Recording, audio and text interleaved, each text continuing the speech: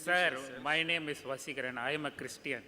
And we are told that the Crusaders and the Crusades were waging a holy war. I am a Christian, sir. I am a journalist. We were told that the Crusaders and the Crusades were waging a holy war.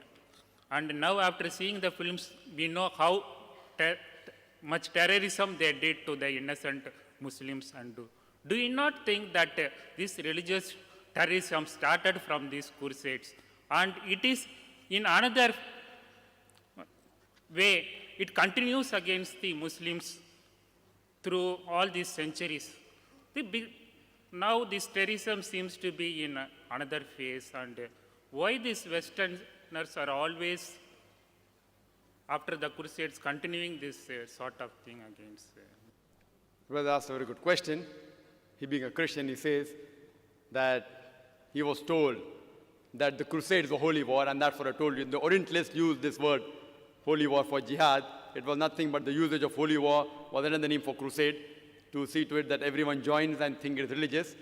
And the brother, being a journalist, has rightly said that now we realize that these crusades were nothing but terrorizing the innocent Muslims. I didn't say anything about this in my talk because I came here to speak about the Islamic concept. I didn't touch on any religion, negative point of any religion, neither do I want to touch. It is just I said that all religion prescribe fighting to let peace prevail. That's what everyone does. I never touched on any religion. That's not what I've come here for. But if you ask me a question, I have to say, yes, you're right, brother, that the crusade did terrorize the innocent Muslims. And that's how it has continued. And now, the same thing what they do, they are now saying the same thing to the Muslims, which if you analyze, you see in the world around you. You see in the world around you that how many people are actually accepting it. Today, Islam is the fastest growing religion in the world. There may be still incidences somewhere in the world. There are black sheep in every community. But you will not be able to point out as a whole that where in the world are people forcing other non-Muslims to accept Islam at the point of the sword. No way. In fact, they are getting harassed because they are Muslims. Now, this thing can only be solved if you go back to the Bible.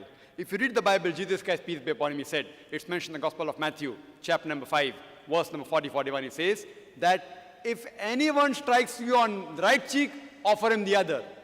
If anyone strikes you on the right cheek, offer him the other.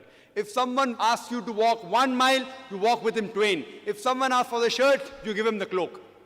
So Jesus Christ, peace be upon him, a messenger of Almighty God, he shows us how peace should prevail. He says, love your neighbor. So if you analyze, if you go back to the scripture, I don't find anywhere where Jesus Christ, peace be upon him, himself prescribed that you should harass the Muslims.